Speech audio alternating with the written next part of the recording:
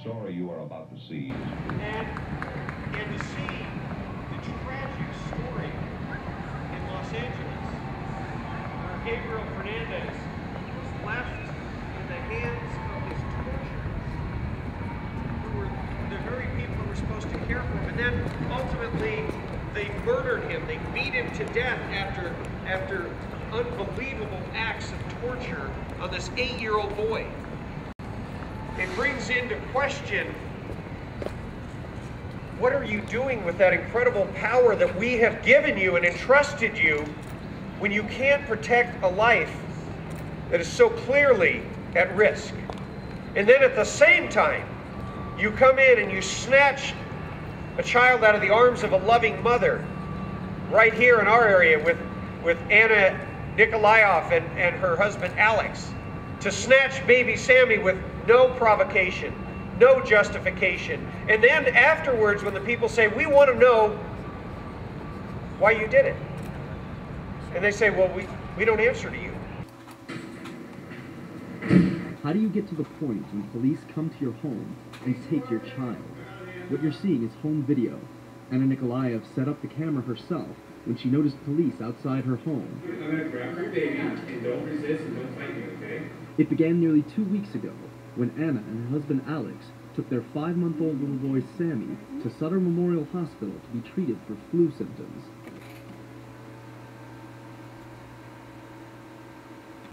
After Sammy was treated for the flu symptoms, doctors at Sutter admitted him to the pediatric ICU to monitor his condition. One mistake after another, you know, like, I don't want to have my baby have the surgery in the hospital where I don't feel safe. Anna argued with doctors about getting a second opinion. Without a proper discharge, she finally took Sammy out of the hospital to get that second opinion at Kaiser Permanente. The police showed up there, they saw that the baby was fine. They told us that Sutter was telling them so much bad stuff that they thought that this baby is dying on their arms. Anna showed us medical records from the doctor treating Sammy at Kaiser Permanente. The doctor described Sammy as clinically safe to go home with his parents. The doctor added, I do not have concern for the safety of the child at home with his parents. So police saw it, they saw the report from the doctor, they said, okay guys, you know, like, you have a good day, and they walked away. But the next day, police and officials with Child Protective Services showed up at the couple's home. The father met them outside a short time later. I was pushed against the building, smacked down. I said, am I being under arrest? Placed under arrest. He smacked me down onto the ground, yelled out, I think I got the keys to the house. Police go and they cracked my arm so they could take Sammy. They took Sammy and they just walked away. And that's what the department head, what I read was, we don't answer to anyone. And that is unacceptable. Frankly, that is un-American.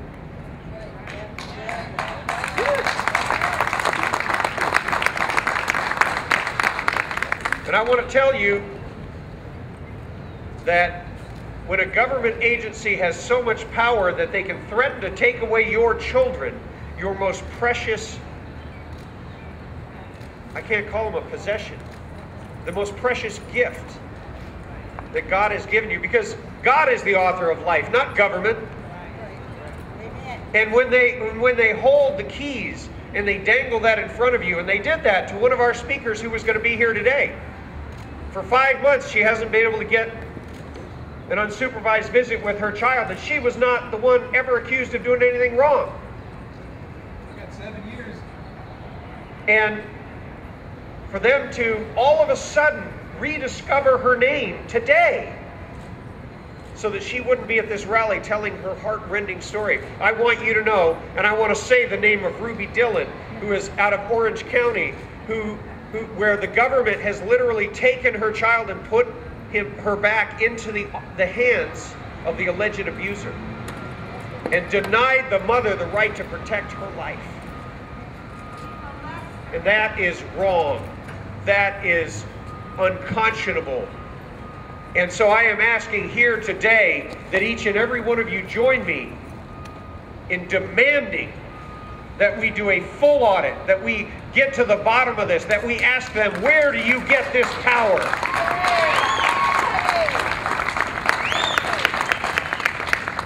And not only that, But when you exercise that power, you must be accountable to the people.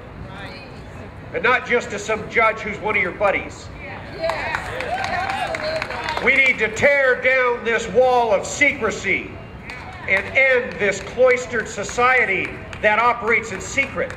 That every time you turn around, they say, we have a right to privacy. Really? Not when we give you and entrust you with that much power, you don't. You must answer for it.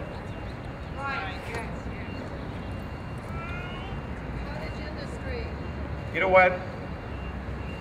The Declaration of Independence says that the purpose of government is to secure our rights. And that those rights, among those rights are inalienable, they're from the Creator, are life, liberty, and the pursuit of happiness. So here today, I invite the Joint Legislative Audit Committee to take a step to securing our rights, to protecting them from the infringement of an out-of-control agency known as Child Protective Services that operates across the state of California. God bless you and Godspeed.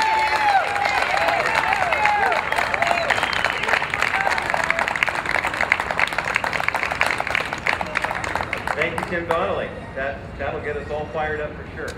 Please silence your cell phone. I'm going to do that right now. Our first speaker is Florin Churich, and I'd like to call Florin up to address the crowd right now that continues to grow. And I encourage you, if you know this is an event that they can be a part of. Florin.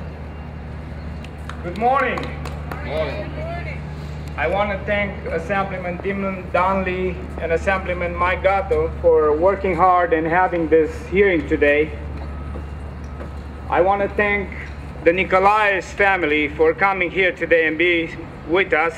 We have them over there. I want to thank the representatives of the Russian government for getting involved in this case. I want to thank the American media, especially Channel 10, Fox News, for having this story straight since it began. I want to thank all the Facebook readers and commentators that shared their stories since this case began. I want to thank each one of you for being here. I know that people travel from far distances, probably from different states. I met a lady from San Diego, and I know that this day is very important for every family in America. Together we can make this change. Ladies and gentlemen, let's stay strong. Let's keep America forward. God bless you and God bless America.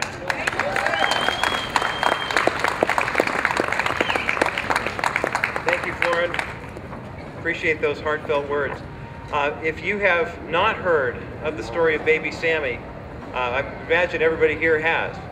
But it's just one of many, many stories that we are hearing more about of Child Protective Services acting in such a way that requires an audit. There's no question about it.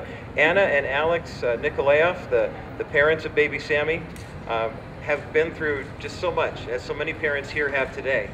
And we are privileged that this is not the only case, but this is the case that has kind of become the rallying cry for everyone who's ever been involved in a C.P.S. situation that went bad. And so at this point, we are privileged to have Anna and Alex Nikolaev with us here in the audience today. I'd like to call them forward. I see them standing right in front of me here. There we go. Their baby was taken by C.P.S. without warning. And if you remember, their crime, if you will, was that they sought a second opinion when they were told their son would need heart surgery.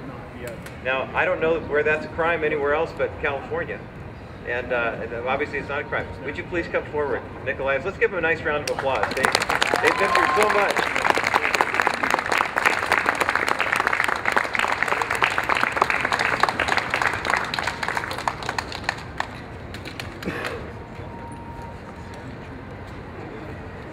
Yes, please do. Yeah. I'm going to turn the microphone over to the Nikolaevs here, but got to take a look at this young man. I mean, right here, here's the symbol of why we're here and what we're all about today. This is a young boy whose parents had the audacity to take him to the hospital and seek a second opinion when they told him that they needed open heart surgery for their 5-month-old. If you're a parent and you've ever held a 5-month-old before, wouldn't you want a second opinion? If someone told you that your child needed open heart surgery? Absolutely. Alex? It is good parenting, I think. And these guys are good parents. Let's give them a nice round of applause for being good parents.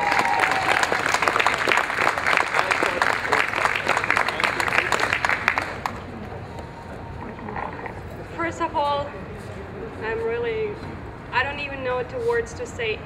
Thank you to everybody who is here, who's supporting us. Not only us, there are other families that we talked today. There are so many things going on here, not only in Sacramento. Other people have been flying from different states and cities, and you hear all those families getting destroyed, you know, like by C.P.S. They're taking our children away for no reason, only because we love them. I just don't understand, you know, we've been going through so much stuff lately, the last 2 months. One day that we will never forget was the day when they broke in our house, took away Sammy.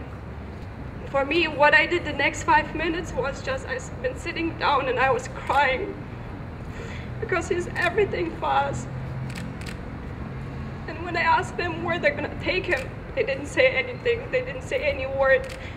It's just you losing your baby, and nobody tells you where they're gonna bring him, what they're gonna do with him. That was, I think, the worst day in our life. We won't forget it. And for all those parents who've been losing their kids and they're not seeing them anymore for 7 years, for 6 years, for 10 years, I would die. That was for me only 3 days where I did the had my son in my arms only for an hour.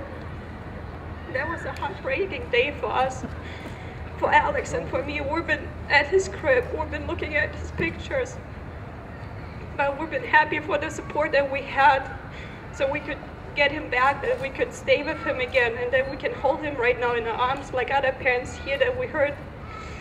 They haven't seen their kids for a long time, they haven't held them, they don't know where they are. That's a heartbreaking thing. Even if C.P.S. takes our children away and they put them in foster homes, parents, who are those parents? Do we know those parents? Are they good parents? Do they love our children like we do our own? I don't think so. Nobody can love our kids like we do our own kids. You cannot love different kids like the parents do love their kids. I just been thankful for the last couple weeks that we are home together again with Samuel, that we're having him in our arms, that we have to support. Big thank you for News 10 who brought us up, who picked it up and who was helping us with that. That's a big thank you. As well, big thank you for Tim Donnelly, who was helping us first, who is doing everything right now here for us to getting him back, so C.P.S. is not gonna walk back in a house, so they're not gonna take babies away, so they will not have the right to take children away for doing the right stuff. All we want is having a second opinion. All I want is to take care of my baby. I did, because I was concerned about my baby. I was worried about my baby. I did not want to give him some medicine that I would not know if he's gonna be fine or something will happen after that. We went to emergency room. What we got from that, they want to take our kids away, our babies. For what? Because we love them too much? Because we care for them too much? It's just a big thank you for everybody for supporting us right now.